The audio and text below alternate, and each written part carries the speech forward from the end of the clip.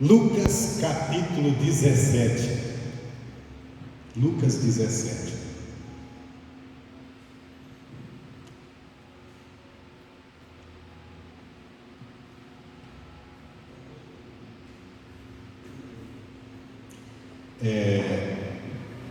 Nós vamos falar aqui do maior poder que o homem pode ter. Os homens acham que posição na política, e a política tem muito poder, dá poder, mas o maior poder que o homem pode ter é a fé. Jesus uma vez disse assim para alguém que se aproximou dele. Ele disse: se tu podes crer, tudo é possível ao que crê. Se você conseguir crer, você tiver com uma enfermidade que nem os médicos dão mais jeito, você pode ser curado. Por exemplo, um homem chegou diante de Jesus e esse homem era cego. E ele estava lá mendigando, pedindo esmola, e de repente ele ouviu um trovão de pessoas passando, uma multidão conversando, falando. Você sabe estar assim num lugar de repente passa uma multidão, aquela barulheira, e ele ouviu aquilo. E ele disse: está acontecendo. Aí alguém disse: é Jesus de Nazaré que está passando aí, o povo está indo ali atrás dele. Aí quando ele soube, ele já tinha ouvido falar de Jesus, que Jesus curava. Ele começou a clamar: Cristo, filho de Davi, tem misericórdia de mim. E começou a gritar. E aquele homem, há muitos anos, que vinha para a beira daquele caminho de esmola, podia trabalhar, cego, não tinha aposentadoria, né? As pessoas têm uma deficiência, se aposentam. Naquela época a coisa era feia, então tem que esmolar mesmo. Aí ele começou a gritar tanto que o povo, aquilo incomodou o povo. E as pessoas disseram: cala a boca, para de barulho. E aí é que ele gritava mais ainda: Cristo, filho de Davi, tem misericórdia de mim. Aí Jesus ouviu já adiante e parou. E disse assim: fala para aquele camarada que está gritando ali, que ele vinha até aqui. Meu Deus, não era melhor Jesus ir até lá? O cara era cego. Mas alguém disse: olha, fica animado, ele está te chamando, sei lá, você gritou tanto, acordou tanto. E ele disse assim: bom,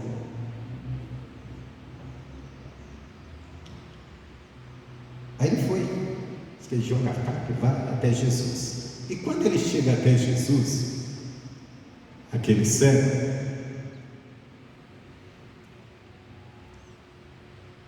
Jesus olhou para ele e disse assim: o que você quer que eu te faça? Jesus tinha um senso de humor muito grande, viu? Um cego gritando por ele curado. Ele perguntou para o cego o que o cego queria. Era lógico, o cego queria ser curado. Mas, eu falei que Jesus tinha um senso de humor, mas Jesus aproveitava cada oportunidade para nos ensinar. E aquele homem disse assim: eu quero ver. Era o mais lógico. Aí Jesus fez outra pergunta para ele. Disse assim: tu crês que eu posso fazer isso?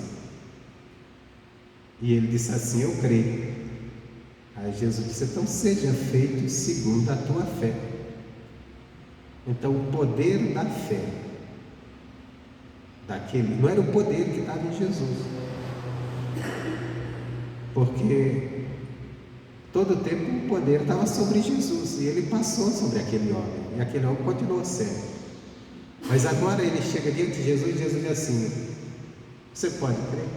Então seja feito segundo sua fé. Então o poder da fé é isso. Quando a pessoa realmente é a verdadeira fé, e essa fé nós não nascemos com ela vem através da gente entender o que Jesus pode fazer. E o que vai nos fazer entender isso? A pregação da palavra. Quando a gente entende a palavra, por isso que a Bíblia lá em Romanos 10 está escrito que a fé vem pelo ouvir e o ouvir pela palavra de Deus. Nós não nascemos com ela. Aliás, nós nascemos e crescemos num mundo cheio de dúvida, onde você tem mais dúvida do que certeza, e fé é certeza. Então, esse é o grande poder, é o poder que muda muitas situações se tiver pessoas que creem. Foi o poder que fez até com que reis fossem convencidos. E Jesus estava ensinando aos discípulos, Lucas 17, ele estava dando vários ensinamentos, e quando ele, Machado, quando chove e esquenta, faz chove, esquenta e dá uma música, vem um bocado de mosquito que incomoda.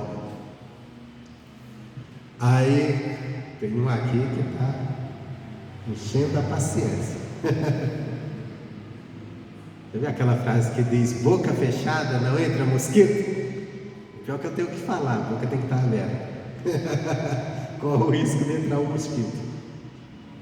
Aí vai ser o pastor sapo, engolidor de mosquito.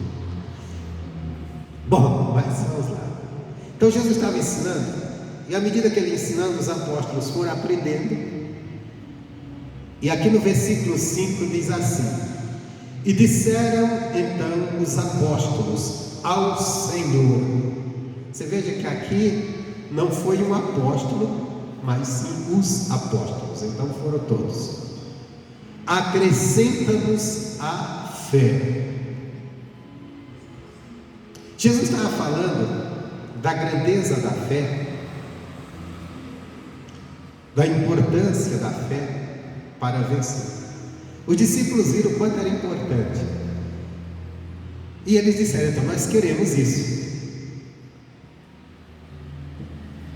E ele disse: então nos acrescenta. Coisa boa, né?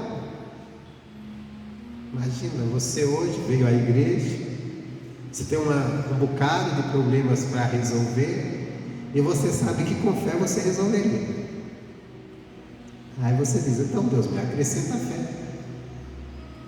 Só que aí Jesus pegou aquela palavra dos discípulos e respondeu da seguinte forma: e disse o Senhor: se tiverdes fé como um grão de mostarda, direis a esta moreira.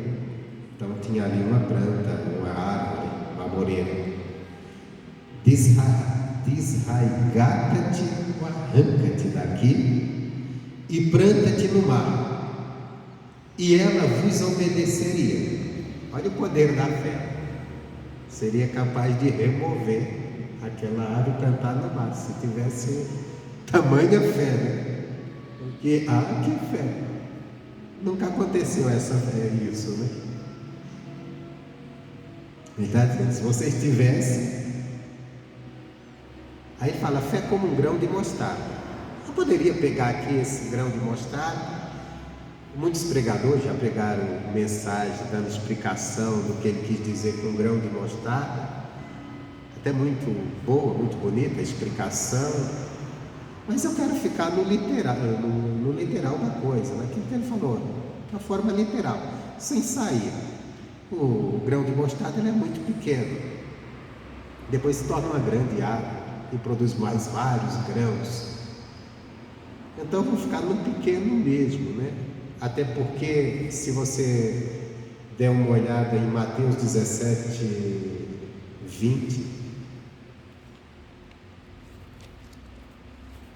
ele fala também de grão de mostarda, e ele fala de uma pequena fé.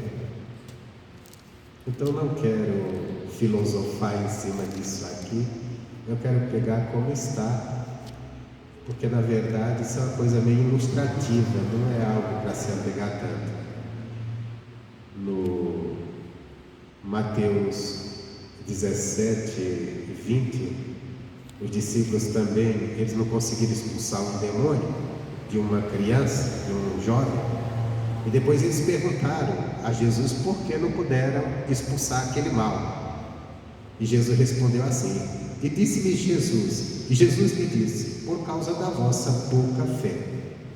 Porque em verdade vos digo, se tiverdes fé como um grão de mostarda, direis a este monte, passa daqui para acolá, e há de passar, nada vos será impossível.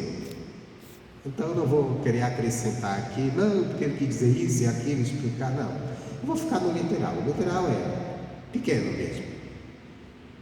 Tua fé, se tua fé mesmo pequena, ela pode fazer coisas extraordinárias.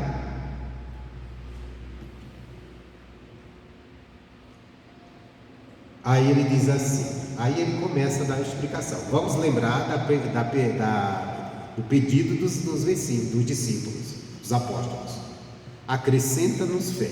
Acho que esse pedido todos nós que caminhamos com Deus um dia falamos para Deus, Deus me ajuda, me dá, aumenta a minha fé, não é verdade? Principalmente quando você está numa luta, você quer se livrar, né? Deus aumenta a minha fé, e você está orando e não consegue, porque entenda bem, nós seres humanos, nós temos muita dificuldade com a fé, porque a fé, segundo a Bíblia, não é um segmento religioso. A religião não ensinou que a fé é uma religião. Não, a fé é um sentimento dentro de você de certeza. A fé é uma certeza de você acreditar no que você não está vendo, mas que Deus disse que vai fazer.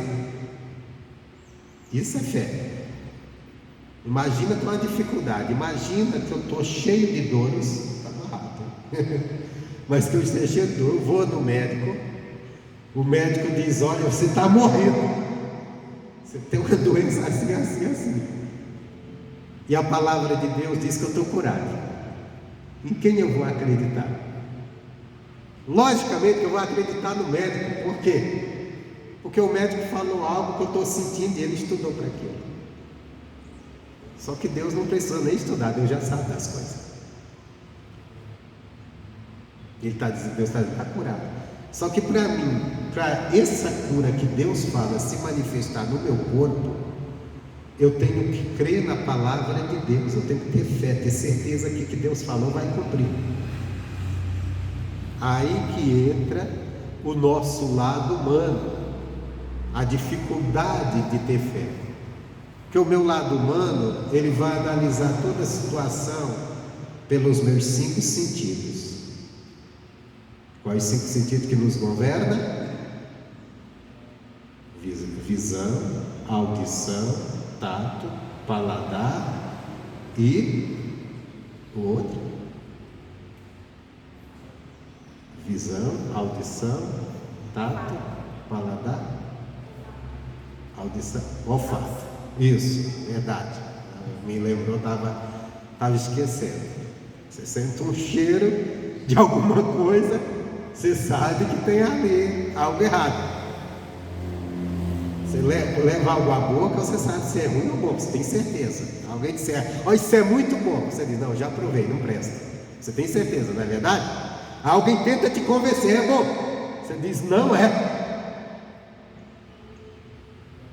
Alguém diz, olha, esse perfume é muito bom, faz uma propaganda. Aí você diz, não, bom, já senti o cheiro dele, não vale nada. Você tem certeza que ele é ruim. Aí a empresa faz uma propaganda danada que a coisa é boa. Você não é bom. E por aí vai. Então veja bem, nós somos guiados humanamente pelos nossos 5 sentidos.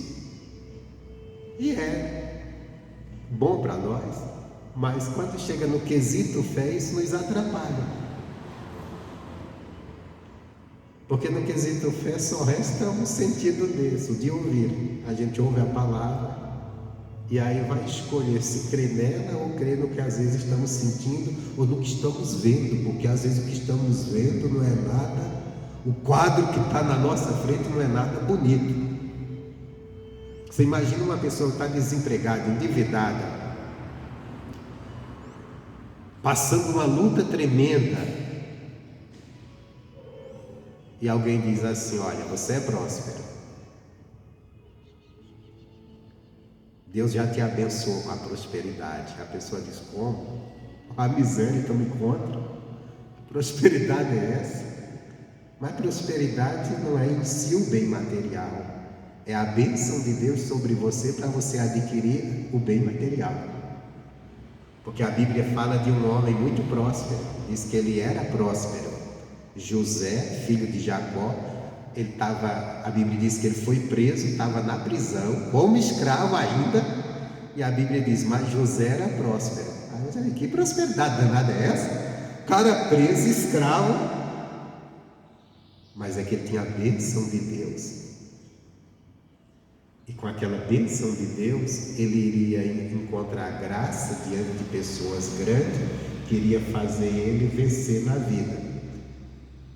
Se você tem a prosperidade de Deus sobre você, você crê nela e tem, aí você pode não ter nada hoje, mas de repente você começa a trabalhar e as pessoas vão se interessando pelo teu trabalho e você vai crescendo e você chega a adquirir riquezas.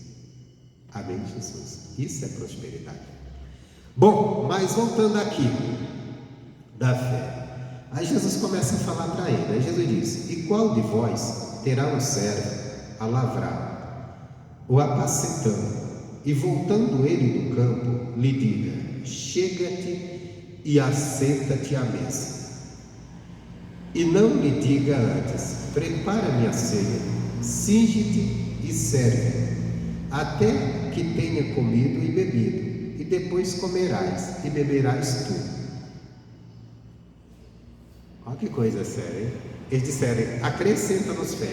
Quem é o Senhor aqui? E quem são os servos?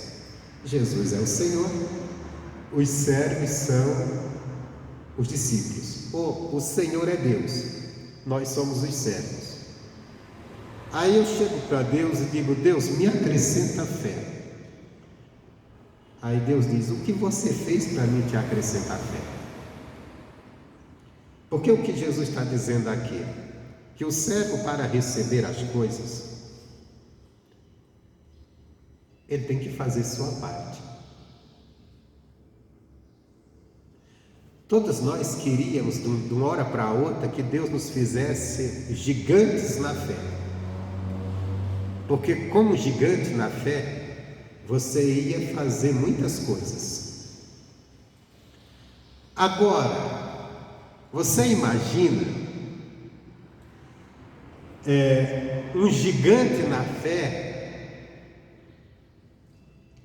sem ter uma maturidade espiritual, sem ter um crescimento espiritual, sem ter uma caminhada, um aprendizado com Deus?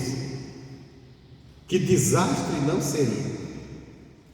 Vou te contar por que seria um desastre. Uma vez Jesus estava andando com os discípulos e o judeu, ele ia passando numa aldeia de samaritanos. Samaritanos as pessoas que moraram numa cidade chamada Samaria. E os samaritanos, eles não se davam com os judeus.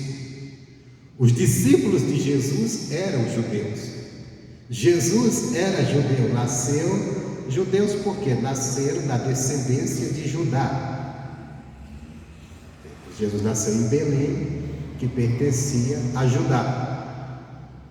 Então eles não gostavam. Vamos dizer, vamos colocar assim, vamos dizer que existe uma confusão, uma diferença entre Alfenas e Machado. O morador de Alfenas não gosta do de Machado, e o de Machado não gosta do de Alfenas. Só comparando, né? Tem alguém aqui de Alfenas não, né? Então vamos. Aí vem um camarada lá de Alfenas e entra Machado. Ah, não gosta. Já assim, ó, você é de Alfenas? Não quero papo com esse povo, não.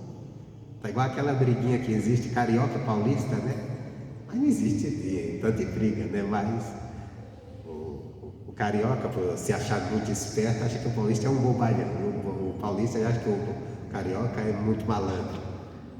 E às vezes tem essa briguinha mesmo, né? Entre carioca e paulista.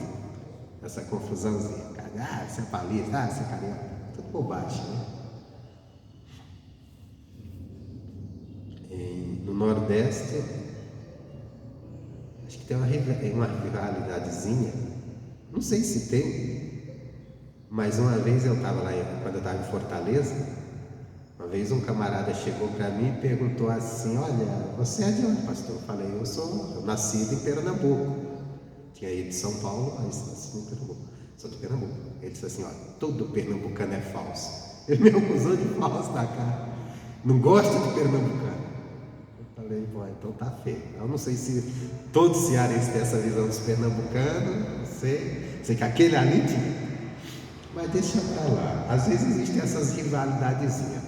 Mas não são tão uma briga. No caso dos judeus e dos samaritanos, a coisa era grande. O preconceito, tanto é que eles não se misturavam. E Jesus chega na aldeia de Samaritano e pede, era noite, ele pede ali um lugar para dormir, passar a noite. E os samaritanos olhando, dizem: espera aí, vocês estão indo para onde? Jerusalém? Vocês são judeus? Aqui não, aqui vocês não vão ficar na nossa aldeia não. Pode ir embora. Pode pegar seu jumentinho e ir embora, né? Como era o jumento e o cavalo. E na hora, os discípulos nessa hora tiveram assim um impacto de fé, né? De usar a fé. Aí eles chegaram para Jesus e disseram assim: ô mestre, eles não deixaram o senhor ficar aqui, eles ficaram indignados. O senhor quer que nós oremos a Deus agora para que caia fogo do céu e acabe com esse povo? Acabe com essa aldeia? Aí Jesus disse assim: rapaz, vocês não sabem que espírito vocês estão servindo, não.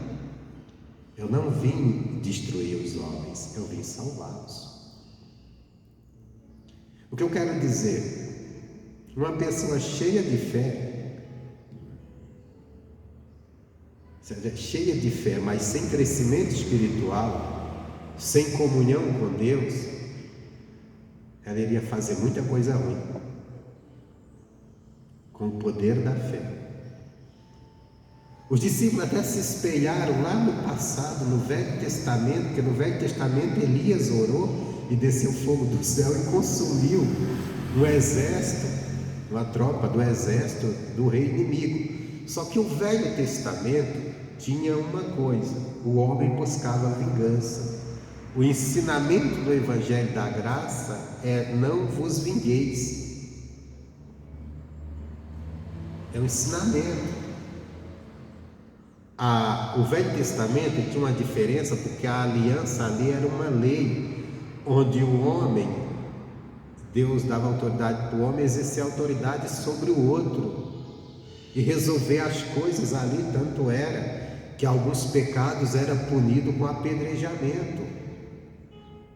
Mas Jesus trouxe uma nova aliança, uma aliança onde é conversão. Na lei era imposição. O cara era obrigado a obedecer, ou obedecia ou alguém lhe tirava a vida. Por exemplo, você quer ver uma coisa? Se você não conhece bem o Evangelho, a Bíblia, é bom você entender isso. Os dois lá, as duas alianças, a antiga e a velha. E aí você tem que se aprofundar mais para você compreender um pouquinho. Na velha aliança, por exemplo, tinha um mandamento na lei de Moisés, que era para o povo judeu. Se você tinha um filho alcoólatra e você falasse para ele, insistisse para ele parar de beber e ele não parasse, ele continuasse naquilo, você pegava aquele filho e juntava as pessoas mais velhas das cidades, cabeças da cidade, e apedrejava teu próprio filho. porque ele era alcoólatra, porque ele era um beberrão. Isso está na velha aliança, porque era uma forma de ensinar o povo a não fazer nada errado, através da imposição do medo. No Evangelho, você não pode punir ninguém, você mesmo não pode punir ninguém porque ela está andando errado. Você tem que pregar o Evangelho para ela cair em si e se converter. Esse é o Evangelho de Jesus. Eu não posso ver uma pessoa errada e querer obrigar ela a dar certo. Eu posso sim mostrar para ela que ela está errada, e aí se ela ficar brava ou não, se ela se sentir ofendida ou não, eu tenho que mostrar, porque aquele caminho vai levar ela à perdição, vai levar ela a uma eternidade no inferno. Então eu tenho que alertar ela. Isso pode desagradar a pessoa, pode a pessoa se tornar até teu inimigo, por você abrir os olhos dela. Você não presta, você está me condenando, mas não é. Condenar é você dizer assim, ó, você acabou, você vai para o inferno, você é do inferno. Não é você, ó, se você continuar nesse caminho, a palavra de Deus diz isso, aí está ensinando. Hoje tem uma mania das pessoas, tudo quando você fala contra o pecado, dizer assim, não julgueis para que não seja julgado. Mas espera aí, julgar é você pegar uma pessoa e julgar, condenar ela, sem mostrar uma saída.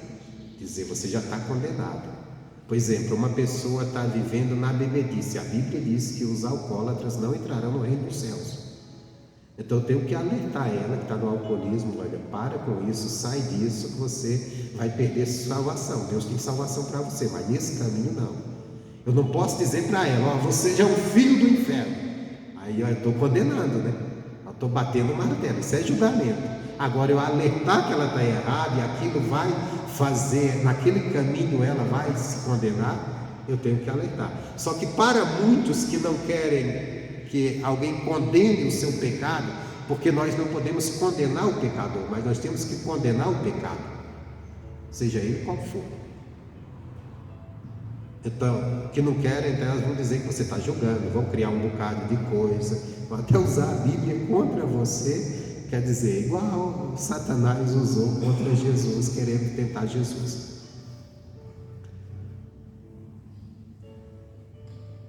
Querendo tentar Jesus. Então, aqui, voltando para o assunto, para não sair de onde eu estava. Você imagina se Deus coloca fé em todos nós, sem nós buscarmos primeiro comunhão com Deus, crescimento. Aí você, cheio de fé, você só vai destruindo pessoas.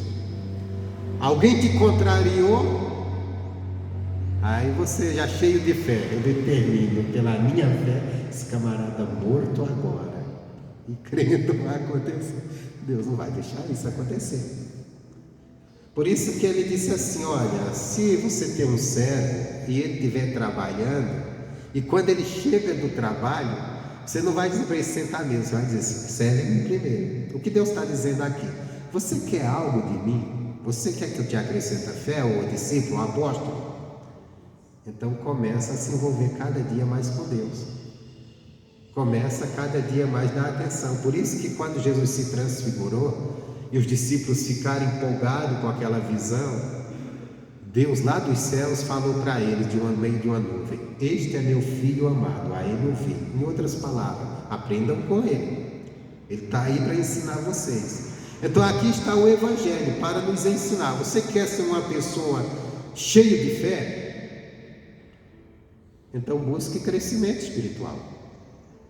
Busque crescimento, para quando você estiver com fé, saiba o que fazer com ela, porque Deus vai te acrescentar fé, não é à toa, não é para você, porque mesmo que você não busque, vamos dizer, se você fosse cheio de fé e não buscasse a morte dos seus inimigos, ou dos seus adversários, ou das pessoas contrárias a você, mas cheio de fé, sem crescimento espiritual, você poderia também buscar as coisas de uma forma bem egoísta, como muitos crentes sem entendimento estão diante de Deus só buscando, Deus me abençoa aqui, me abençoa ali, mas com um sentimento bem egoísta. Eu quero comprar um carrão para me aparecer para as pessoas, eu quero morar na melhor casa para as pessoas verem que eu tenho a melhor casa, eu quero ter dinheiro para ser pomposo, as pessoas verem que eu posso, que eu tenho, mas com o coração fechado. Vai se perder, porque vai ficar igual aquele homem que Jesus conta da parábola, que viveu a vida inteira regaladamente, esplendidamente, cheio de dinheiro, comendo do melhor, vivendo o maior banquete, se vestindo bem, e do lado dele tinha um pobre desejando comer as migalhas que caíam da mesa dele, e ele não dava nem sequer a migalha para esse homem. E quando morreu, foi para o inferno e chegou lá e disse: Abraão, por que eu estou aqui? O que eu faço? Me ajuda. E Abraão disse: você teve de tudo, você não fez nada, o senhor não estava lá morrendo, você não fez nada por ele. Porque você pode entender uma coisa: Deus quer te prosperar, Deus quer te abençoar. Mas há um mandamento na Bíblia que diz assim, para os que têm riquezas: seja comunicáveis com os que não têm. Comunicar não é bater papo, não, é bater papo, trocar ideia, é comunicar na necessidade da pessoa. Se há uma coisa que todos podemos fazer, é o bem a quem precisa. Praticar o amor é a coisa mais fácil que tem, o amor que Deus pede. Porque qual é o amor que Deus pede? Boas ações.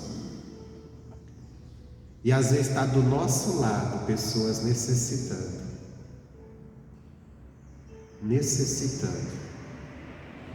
Mas os nossos olhos estão fechados para aquilo. Por exemplo, chegamos em dezembro. Mês de dezembro as pessoas gastam dinheiro e mais dinheiro com presentes. Para darem presentes, e não é errado dar presente, é até bom, não é gostoso? Você não gosta quando você dá um presente a uma pessoa que você ama? Principalmente quando ela gosta do presente. Tem uns presentes que é melhor não ganhar, né? Mas principalmente quando ela gosta. Não é bom? Só que às vezes é desnecessário. Eu gasto lá R$200 num presente para dar para uma pessoa que não precisa daquilo. E às vezes do meu lado tem alguém precisando, que com menos de R$200 eu saciaria a necessidade dela. Por isso que Jesus ensinou um mandamento que os hipócritas dos cristãos não cumprem. E entre esses hipócritas estou eu. Verdade. Ele diz: quando você for fazer um banquete, você não chama seus amigos, você não chama sua família. Ele disse: faz esse banquete e dá para os pobres, aquele que não tem nada para te dar em troca. Irmão, quando fazemos um banquete, quem é que nós chamamos primeiro? Amigo e família. E quantas pessoas que gostam de fazer banquete e gasta fortuna, gasta dinheiro sempre, muito dinheiro, alimentando pessoas que não precisam.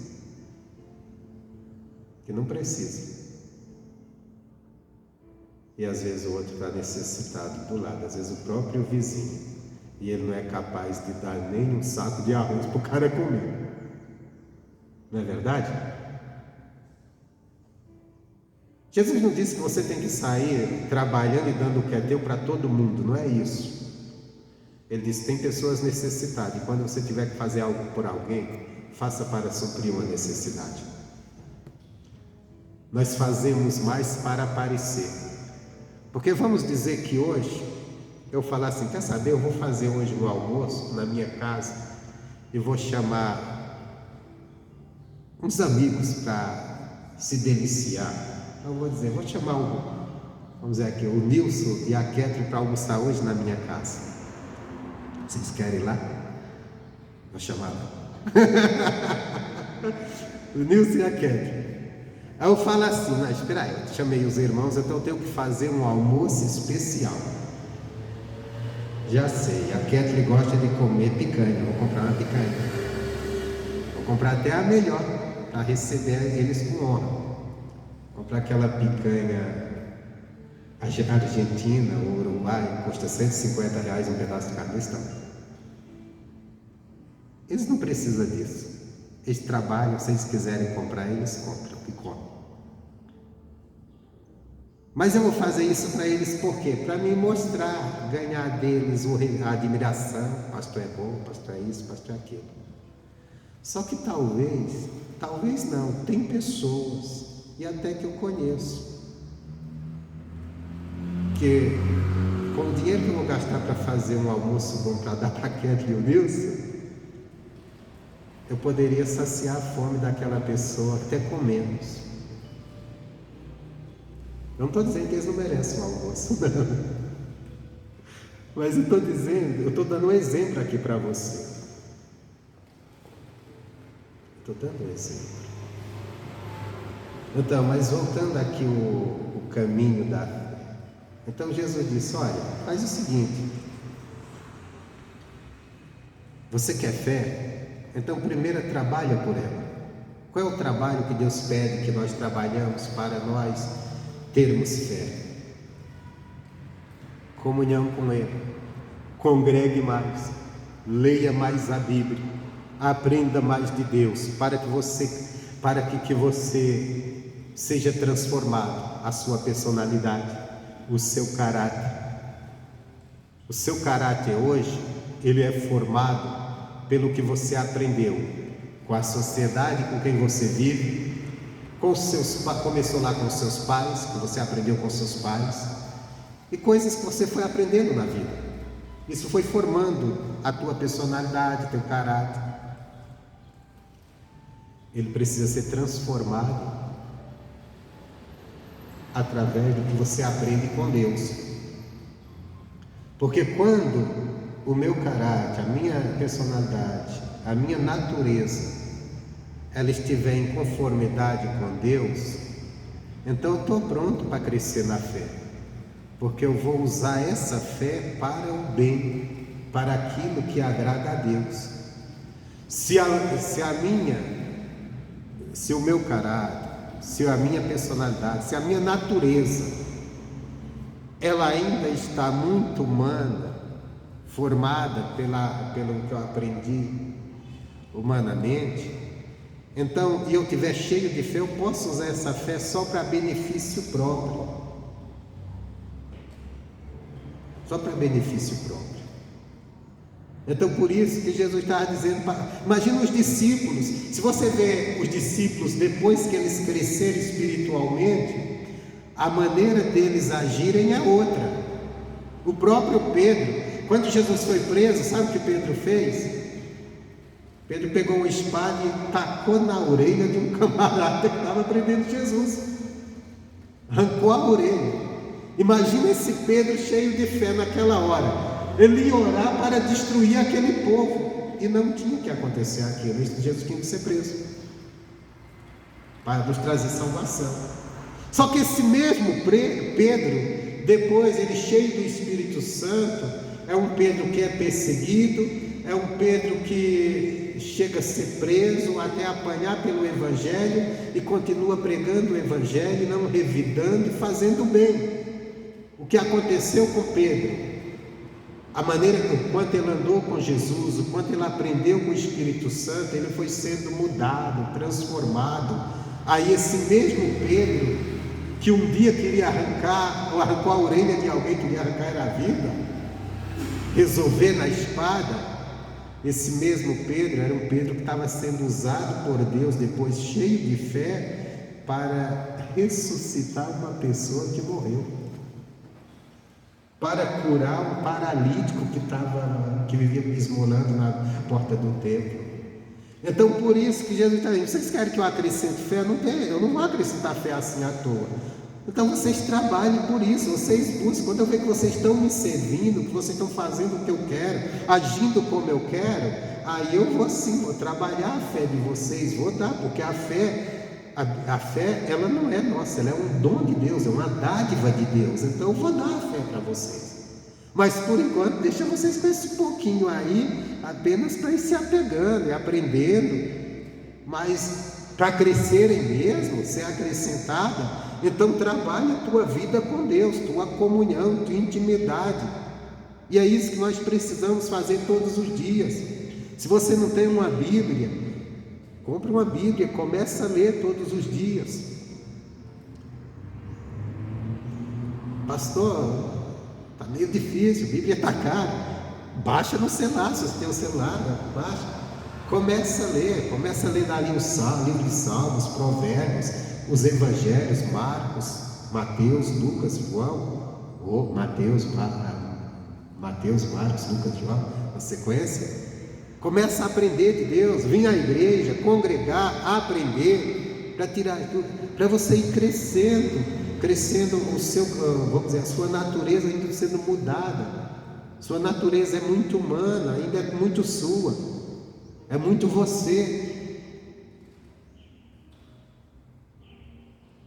Puxa, eu queria, às vezes eu fico assim, meu Deus, eu preciso de uma fé gigante, eu estou pregando, eu preciso ser mais usado pelo Senhor, eu preciso, meu Deus, que a minha fé seja acrescentada para que maravilhas sejam feitas, eu vejo coisas grandes acontecendo. Só que aí vem a pergunta, para quê? Porque até o homem sendo usado por Deus para ajudar alguém, se ele não tiver maturidade espiritual, isso pode servir para o seu fracasso. Como assim, pastor? Vamos dizer que entre uma pessoa aqui numa cadeira de rodas e eu olhe para ele cheio de fé, igual Pedro falou para aquele homem, e diga assim: levanta-te e anda. E essa pessoa começa e levanta a andar. Eu levanto e começa a andar. Todos vocês estão aqui e espalhar essa notícia por aí. Logo vocês iam trazer pessoas que nunca pensaram vir nessa igreja. Não, porque eu fui lá e vi um paralítico levantar. Aí o camarada está lá, cheio de dor. Você falava para ele, já sei, vou lá que o pastor lá é cheio de fé. Eu ia ficar muito feliz, eu ia ficar muito alegre, sim. Mas aí que está, será que eu tenho maturidade espiritual para isso? Será que se eu visse isso no meu ministério, eu não iria começar a olhar para o outro pastor que não está acontecendo isso e dizer: camarada aí não está com nada, não creio nada, o que é que você vai fazer nessa igreja fraca? Vem para cá, porque eu faço acontecer. Aqui comigo levanta paralítico. Olha a soberba. Olha eu afundando. Porque se levantasse um paralítico aqui, não seria eu, seria Deus. Mas eu ia achar que era eu. Se eu não tiver maturidade espiritual o suficiente, eu vou achar que sou eu. Como muita gente. Tem gente que um dia Deus usou e a pessoa começou a achar que era ela, ou está achando, e não é. O poder é de Deus, não é do homem.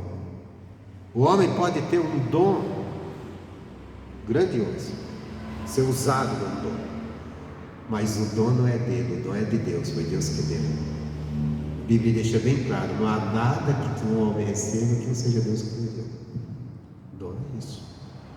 Mas falta de maturidade pode levar. E aí, essa soberba vai levar o quê? A você se achar melhor que os outros. A você começar a se soberbecer. A você esquecer que é Deus. E aí também você começa o quê? A afundar. E de repente perdeu o mais importante, a salvação. Porque o importante não é levantar um paralítico, não é abrir os olhos do céu. É bom. Mas o mais importante, os discípulos, só para você entender, Jesus mandou os discípulos pregar o Evangelho, eles foram.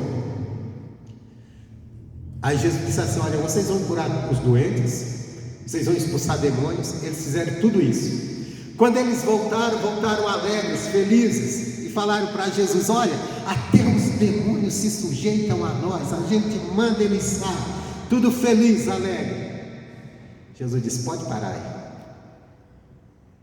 Jesus disse: Satanás já derrotado já. Com outras palavras, ele falou isso. Aí Jesus disse: não fica alegre por isso, antes ficai alegre, por o nome de vocês está escrito no livro da vida, no reino dos céus. O que Jesus quis dizer não é fama e ministério, não é dom, não é nada, é tão importante, porque o homem pode ter muitos dons dados por Deus, ser usados nele, e ir para o inferno. O pregador: que isso, pastor? Não. Jesus disse que naquele dia vão dizer para ele assim: no teu nome curamos enfermos, no teu nome expulsamos demônios, no teu nome fizemos maravilhas. E Jesus vai dizer: afasta de mim, malditos, não vos conheço, vós que praticais a iniquidade. Quer dizer, foram pessoas que buscaram a Deus, receberam dons, foram usados com os dons de Deus para orar e pessoas serem curadas, libertar pessoas, mas que não saíram do pecado, continuaram achando que era muito de Deus por causa dos dons, e continuaram fazendo coisas erradas e perderam a salvação. Entenda bem, altar não salva ninguém. Estar aqui no altar pregando para você não quer dizer que eu estou salvo. Eu posso muito bem, você ouvir a palavra que eu estou pregando aqui, crer, obedecer essa palavra e ir para o céu, e eu que preguei para o inferno. O apóstolo Paulo, ele disse: eu luto para que naquilo que eu prego eu não seja reprovado. Eu posso ser reprovado no que eu estou ensinando. Por quê? Porque eu deixei de fazer, eu ensinei para os outros, mas não ensinei para mim mesmo. É sério, irmão, isso aqui. Por isso que a Bíblia diz que você não se glorie em homem nenhum. Tem gente que fica se gloriando nos pregadores, principalmente naqueles de fama. Nós temos que respeitar o ministério daqueles homens, o trabalho deles. A Bíblia até diz que nós temos que amá-los pelo trabalho que eles fazem, mas nunca se gloriar achando que ele é melhor que você, maior que você, que nada. Está todo mundo, diante de Deus está todo mundo no mesmo nível, todos. Não tem um aqui melhor que o outro. Tem até o crente que dá carteirada: eu já tenho tantos anos de igreja. E daí? Isso não quer dizer nada. Talvez está chegando hoje, se está dando ouvidos, obedecendo, está melhor do que o que está tanto tempo na igreja e não está obedecendo, ou que está no altar da igreja. É sério isso. Se existe uma coisa no Evangelho que não vale, é currículo. Ninguém vai entrar no céu: Deus, meu currículo é bom, eu tenho tantos anos de igreja, ou eu fiz tanto, isso e isso. Não tem. Por isso, a nossa caminhada com Deus é dia após dia, todos os dias, orando, lendo a Bíblia, obedecendo a palavra, nos contrariando, porque muitas vezes a palavra pede para a gente agir de uma maneira que nós não gostaríamos. Porque nós temos nossa maneira de pensar, de achar, nossos achismos. E quando você vem para o Evangelho começa a te podar, começa a te ensinar: olha, você pensa assim, né? Mas o certo é esse. E você tem que escolher: ou você fica com o teu certo, ou com o certo de Deus. E às vezes, e quando você acha que está certo uma coisa, você quer tanto ficar naquilo. E por isso que Jesus disse que andar com Ele é estar pronto a renunciar à sua própria vontade. Que aquele momento que eu olho, a vida inteira eu achei que a coisa deveria ser assim, que deveria ser dessa forma, e de repente a Bíblia está dizendo: não é desse jeito. Aí eu tenho que escolher. Por isso que o evangelho é conversão. Você se converte ou não. Não adianta. Por isso, não adianta o pregador querer dominar o povo. Isso é besteira. Tem pregador que gosta de dominar o povo, fazer o povo fazer as coisas tudo certinho. Mas se o povo não se converteu, não vai fazer. Vai fazer. E quem faz por obrigação, obrigado por alguém e não convertido, reconhecendo, não, eu tenho que mudar, ele não faz para Deus e ele não se converteu. Mais cedo ou mais tarde ele volta a fazer o que ele fazia antes. É só ele perder, aquele camarada perder a autoridade sobre ele. Então o evangelho a gente prega para isso, para a pessoa ouvir, entender e se converter. E isso tem que ser todos os dias, irmãos, porque nós somos um poço de falhas. Todos os dias a gente tem que estar de olho na palavra. Cada situação que enfrentamos, temos que correr para a palavra. Meu Deus, mas puxa, eu passei por isso, ou minha atitude foi essa. Em relação à palavra, o que isso diz? Aí quando você vê que você errou, você diz, Deus perdoa, que aqui eu falhei, e Deus vai perdoar você. Por isso que Jesus disse assim, ó, se teu irmão pecar contra você, não, Pedro perguntou para Jesus, ô mestre, até quantas vezes no dia, eu tenho que perdoar meu irmão? Até 7 vezes? Você imagina uma pessoa, no dia de hoje, 7 vezes ela fez coisa errada diante de você e veio te pedir perdão. Puxa, eu perdoa. Chega a hora que você vai ficar dizendo, tá de brincadeira, esse camarada já é a 7ª vez que você erra. Só que Jesus disse assim, não é 7 vezes não, você tem que perdoar ele 70 vezes 7. Isso é quase impossível no dia de uma pessoa errar tanto com outra, né? Mas o que Jesus está dizendo? Você tem que perdoar sempre. E se Jesus colocou isso para nós, então isso também está com Deus, né? Porque Ele ia pôr para nós e Ele não fazer. Está com Deus, Ele nos perdoa sempre que nós chegamos a Ele e pedimos perdão, nos arrependemos de verdade. De verdade, né? Não é ficar só com o sentimento de culpa. É quando você reconhece, você viu que agiu errado, aí você olha para a palavra, puxa, que a minha atitude foi assim, Deus, me perdoa aqui. Eu não vou cometer, mas eu vou fazer. Me ajuda, eu não quero estar fazendo errado. E deixa também, né? Então, e qual de vós será o certo que lavrar, apacentar, voltando ele no campo, lhe chega e diz, assenta aqui à mesa. Então não adianta já chegar de Deus, me acrescenta a fé. Vai andar com Deus, vai caminhar com Deus. E ele, porque não é simplesmente, eu me converti e agora eu vou orar a Deus para Ele me acrescentar fé. Que era o caso dos apóstolos aqui.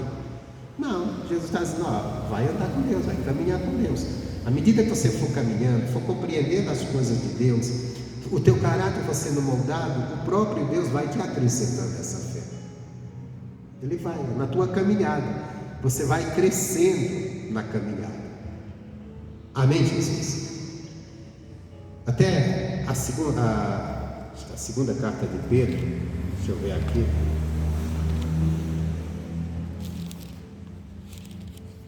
Esses dias nós tivemos segunda ou primeira, Jesus?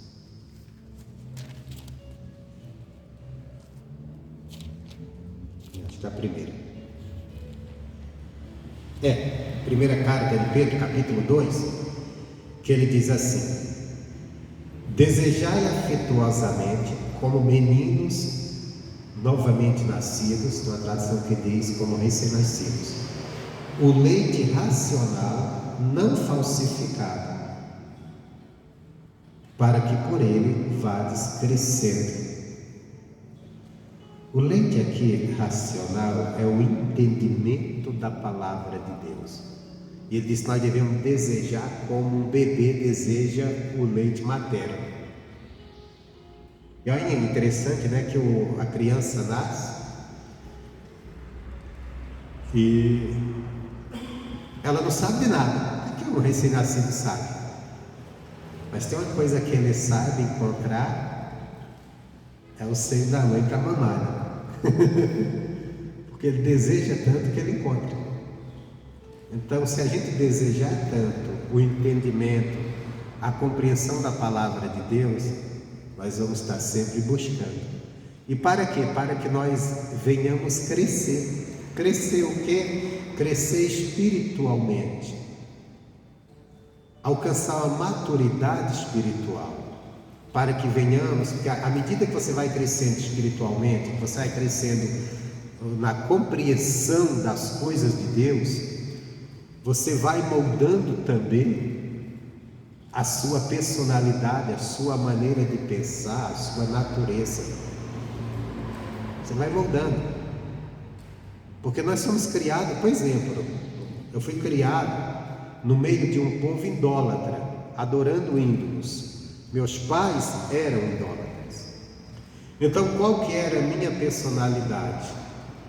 Era formada em quê? Naquilo que eu aprendi, naquela cultura que eu cresci, de adorar a imagem, de achar que aquilo era certo. E se alguém viesse dizer que era errado, eu me levantava e ficava bravo por causa nada. Tudo é errado, meu santinho é seu santinho. Só que à medida que eu fui lendo a Bíblia e compreendendo, eu vi que Deus, Ele reprova qualquer tipo de idolatria, de adoração a imagens. Está em toda a Bíblia. Então, à medida que eu fui entendendo isso, vai mudando minha maneira de pensar. Eu já vou deixando aquilo de lado. Uma pessoa que foi criada nisso aqui, ele vai defender isso como certo, porque foi a formação dele. Mas à medida que você for lendo a Bíblia, crescendo no entendimento, você vai descobrindo, e algumas coisas outras, que nós vamos descobrindo, não, isso aqui não é do agrado de Deus, isso aqui não tem, está de acordo com a vontade de Deus. Às vezes coisas que a sociedade defende, que você aprendeu a defender, mas à medida que você vai crescer, tendo esse crescimento, aí você vai crescer, aí vai mudando a tua maneira de pensar, vai mudando você, o seu interior, e aí Deus vê que você está se firmando naquela vontade dele, naquela maneira dele. Aí Ele também vai trabalhando o teu coração no quesito fé. Porque Ele sabe, se você tiver fé hoje, você vai usar ela de uma maneira correta. Você não vai sair usando ela de qualquer maneira, você vai usar de acordo com a palavra dEle, de acordo com a vontade dEle. Então, Ele diz, continuando aqui.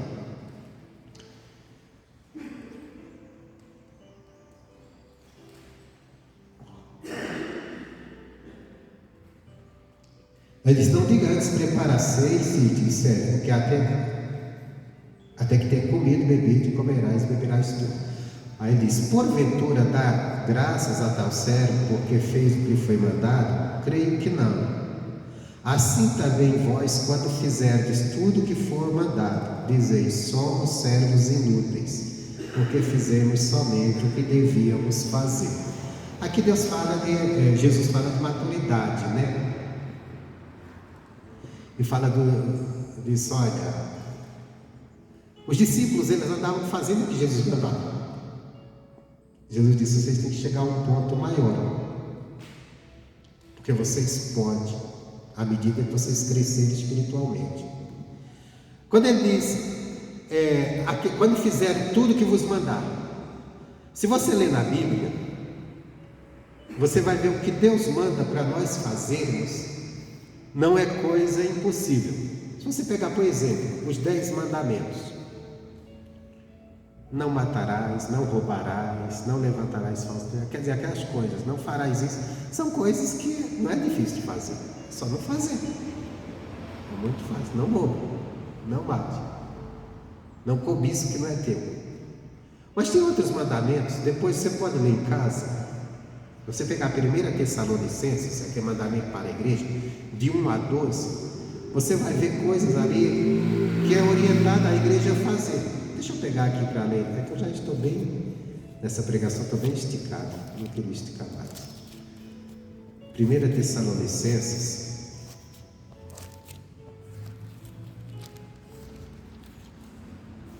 Eu vou só ler aqui, não vou explicar, senão tomaria um tempão. Capítulo 4, versículo de 1 a 12, ele diz assim: por isso, ou melhor, finalmente, irmãos, vos rogamos e exortamos no Senhor Jesus, que assim como recebeste de nós, de que maneira convém andar e agradar a Deus, assim andai, para que possais progredir cada vez mais. Então ele está dizendo, do jeito que nós ensinamos vocês a andar com Deus, vocês andem para progredir mais. Aí ele começa: porque vós bem sabeis que mandamento vos temos dado pelo Senhor, porque esta é a vontade de Deus, a vossa santificação. Aí diz: que vos abstinhais da fornicação. Fornicação, relação sexual fora do casamento. Então, isso é fácil de viver. É só querer, não está no plano espiritual, está no plano natural. Uma coisa para o ser humano fazer, comportamento. Cada um saiba possuir o seu vaso. O vaso aqui está dizendo o corpo, né? Em santificação e honra, não na paixão e na concupiscência, como os gentios, que não conhecem a Deus. Quer dizer, não nos desejos desenfreados do nosso corpo, da carne. Então, coisa que dá para ir fazendo aqui. Ninguém oprima ou engana o seu irmão em negócio algum, porque o Senhor é vingador de todas as coisas, como também antes vos disse, tal. Não faça nada que venha oprimir o outro, não venha fazer nada que venha enganar o teu irmão. Não tem nada de espiritual aqui, é coisa de da gente fazer no dia a dia, não é nada impossível. Você precisa ir buscar nos céus, é só comportamento. Então isso é o que ele está nos ensinando, para viver uma vida com Deus. Porque não nos chamou Deus para a imundícia, mas para a santificação. Portanto, quem despreza isto, não despreza o homem, mas sim a Deus, que nos deu também o seu Espírito. Quanto, porém, ao amor fraternal, não necessitai que vos escreva, visto que vós mesmos estáis instruídos por Deus, que vos ameis uns aos outros. O amor, a prática do amor que Deus pede, não está falando de sentimento, está falando de ação. Você fazer o bem às pessoas, ajudar elas nas suas necessidades. Entende isso? É uma coisa também que não é difícil. Por exemplo, você encontra uma pessoa ali precisada, uma pessoa em dificuldades, e você estende a mão para ajudar. Para ajudar. E às vezes é tão simples, irmãos. É tão simples. Às vezes, por exemplo, tem pessoas que chegam numa idade e às vezes não tem ninguém para ajudar ela. Aí você conhece a pessoa, é do teu lado, e a pessoa está lá com a casa toda suja, uma bagunça terrível. Aí você chega lá e diz assim: bom, deixa eu varrer tua casa, ajudar, dar uma arrumada para você, te ajudar aqui, que você não tem condições. Você já praticou o amor. Às vezes, quando fala no amor de Deus, as pessoas espiritualizam isso e não faz nada. Mas o amor é a prática. Quantas pessoas podem fazer coisas, ou quantas vezes nós podemos fazer coisas pelas pessoas, não fazemos, e depois falamos: nós amamos, irmão. Não amamos nada. Não é verdade? Ontem mesmo eu fui na casa de uma mulher, ela cuida de um homem, ela está cheia de dores. Imagina alguém chega lá e ajuda aquela mulher: deixa eu te ajudar aqui a varrer tua casa. Você sai da sua casa e vai até lá, puxa, você nem queria, mas você diz: não, você quer dar pressão, dá uma força lá, dá ajuda para ela, você ajuda. Você já praticou o amor. Tem gente que faz isso por ela, não vou dizer, né? Tipo, irmão aqui que a gente faz isso às vezes.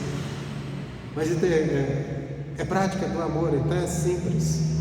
Não é, aqui não está pedindo coisa que você tem que ir no céu buscar, é coisa para fazer aqui. Então isso aqui é mandamento, que nós podemos fazer, coisas que dá para a gente fazer. Continuando. Porque também já assim fazeis, para com todos os irmãos que estão em todo. Procureis viver quietos e tratar dos vossos próprios negócios, e trabalhar com vossas próprias mãos, como já vos tenho mandado. Olha outra. Isso aqui é difícil de fazer? Trabalhe, cuide dos seus negócios, não fique se intrometendo na vida do outro, falando da vida do outro, querendo dar opinião na vida do outro. Cuide do que é seu.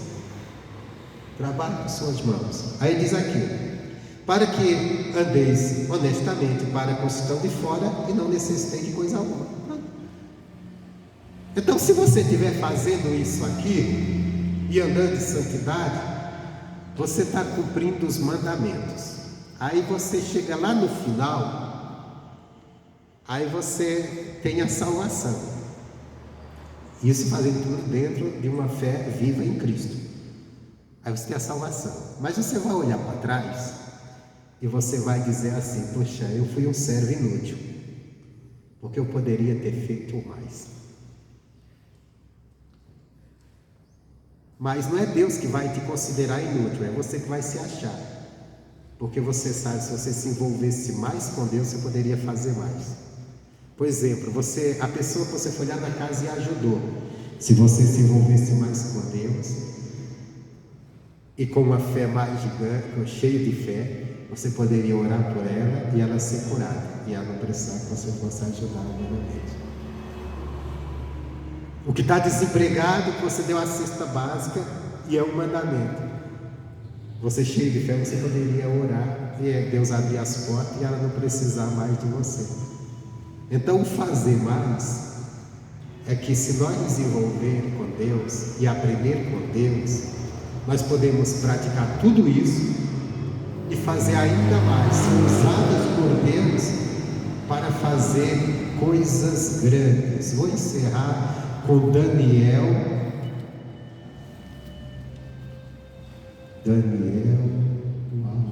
11.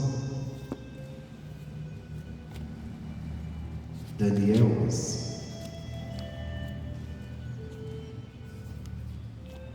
Poderia usar outro, não vou pegar aqui Daniel 11. Daniel fica depois do livro de Ezequiel.